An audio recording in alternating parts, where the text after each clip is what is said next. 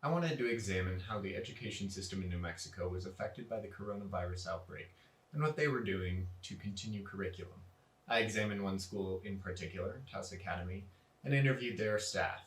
They also gave me a broad overview of what other schools in the state are doing to continue their curriculum.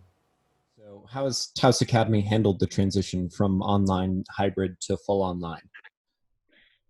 I've got to say we probably handled it a lot better than most schools because Taos Academy is what we call a hybrid school where all the academic curriculum is online through Edgenuity, and then the kids come to school twice a week for their face-to-face classes. We had that online component. So our students were already used to doing their curriculum online, almost went off without a hitch. Easy for me to say, Elizabeth LeBlanc, who is our curriculum coordinator, really took it upon herself and organized everyone.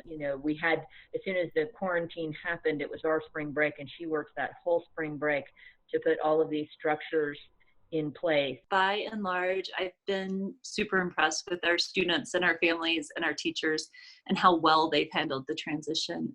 The first 2 weeks were probably the biggest lift because our teachers were setting up their classes, inviting students, sending out notifications. There was a lot of setup to do from the teacher side to do that transition.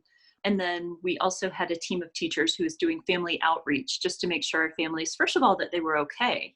Are you happy? Are you healthy? Do you have the things that you need? Kind of basic needs.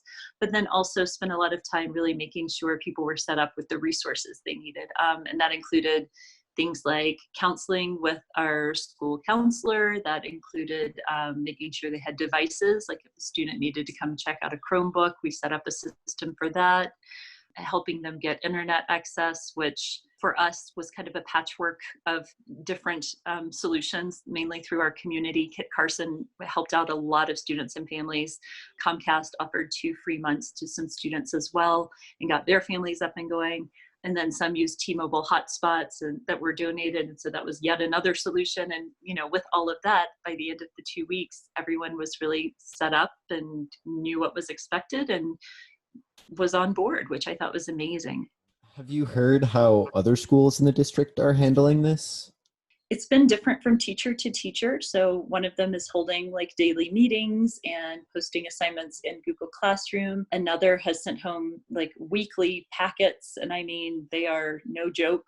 I've heard that at the high school level, they're working to use Canvas kind of as an LMS. So that's, like a place where students can get assignments, turn in assignments. Across the state it's a little all over the place depending on the community. There's some that are doing like pick up homework packets and the old like newspaper machines, right? Where you used to like drop in the Yeah. quarter and anyway, they have those set up outside the school and they're labeled like first grade, second grade, third grade. And you just drive up each week and get out your homework packet. And that's how they're doing it. So in some places on the Navajo reservation, they've actually stopped giving out packets because they have such huge cases per capita of coronavirus there.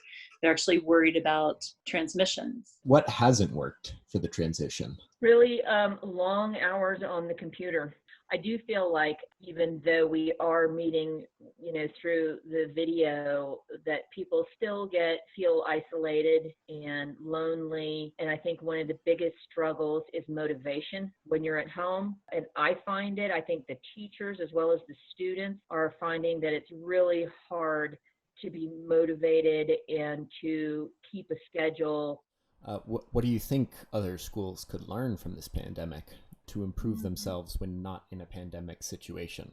Pandemic or not, our kids deserve to have more flexibility in education, and both for financial purposes and for equity purposes. We need to figure a different way. And I feel like Taos Academy has a good starting point. I'm not saying that it's the way all schools should run, but there's some lessons learned especially in this pandemic of one size. You can't have one instructional model and that's it.